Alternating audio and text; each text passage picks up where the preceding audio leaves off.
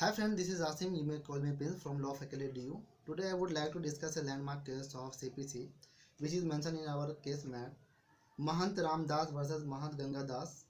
ये 1961 का केस है और ये जो केस है वो इनहेरेंट पावर ऑफ कोर्ट पे बेस्ड है, जिसका उल्लेख सीपीसी के सेक्शन 151 में किया गया है। सेक्शन 151 कहता है कि सीपीसी का कोई भी प्रोविज़न कोर्ट के इनहेरेंट पावर को एक्सरसाइज करने से नहीं रोक सकता है। तो अब सवाल है कि कोर्ट का इनहेरेंट पावर है क्या? तो कोर्ट का इनहेरेंट पावर जो है वो duty to do justice between the parties before it, यानी सिंपल समझो आप कि दो पार्टीज के बीच में जस्टिस करना ही कोर्ट का इनहेरेंट पावर है।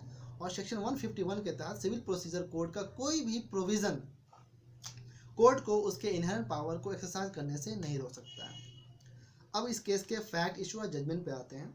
इस केस का फैक्ट ये है कि जो एपिलेंट होता है वो कोर्ट फी टाइम के अंदर पे करने से फेल हो जाता है। सच्चाई तो ये रहती है कि ये हर जगह से पैसे का जुगाड़ करने की कोशिश करता है, लेकिन पैसे का जुगाड़ हो नहीं पाता है। और साथ ही साथ जब वो पैसे का जुगाड़ नहीं हो पाता है तो वो टाइम एक्सटेंशन के लिए कोर्ट में अप्लाई करना चाहता है, लेकिन इसी बीच जो है कोर्ट लॉन्ग वेकेशन के लिए बंद रहती है। और जैसे कोर्ट फिर से रीओपन होती है तो वो अपीलेंट जो है वो कोर्ट के पास जाता है कि हमको टाइम एक्सटेंशन दिया जाए। लेकिन जो कोर्ट होती है वो ये कहती है कि अब आपको टाइम एक्सटेंशन नहीं दिया जा सकता है, क्योंकि इससे पहले जो ऑर्डर पास हुआ था उसमें यह कहा गया था कि आपको अपील करने का मौका तब दिया जाएगा जब आप टाइम के अंदर कोर्ट फी पेड कर दोगे। चूंकि आपने टाइम के अंदर कोर्ट फी पे नहीं किया है तो आपका अपील डिसमिस हो जाएगा।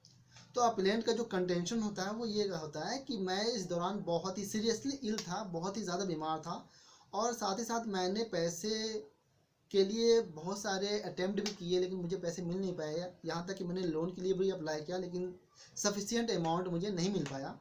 और इसके साथ ही वो जो अपीलेंट था वो एक एग्रीकल्चरल था और उस वक्त कृषि बाज़ार में बहुत ही रिसेशन आ गई थी, यानी कि सब्जी का भाव बहुत ही कम हो गया था, जिसकी वजह से वो उसको उतना मूल्य नहीं मिल पाया जिसकी ताकि वो कोर्ट फी चुका सके।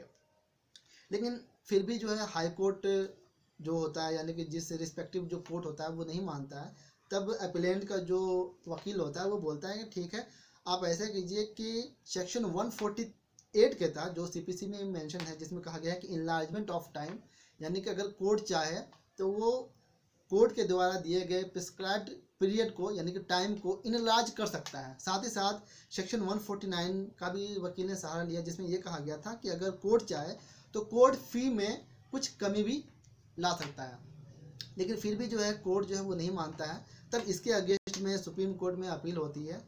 जब सुप्रीम कोर्ट में अपील होती है तो सुप्रीम कोर्ट जो अपीलेंट होता है उसके सारे कंटेंशन को देखता है और सुप्रीम कोर्ट ये कहता है कि सीपीसी के जितने भी प्रोविज़न है वो प्रोविज़न अपनी जगह पे है, लेकिन जो कोर्ट का जो मेन काम होता है वो जस्टिस करना होता है।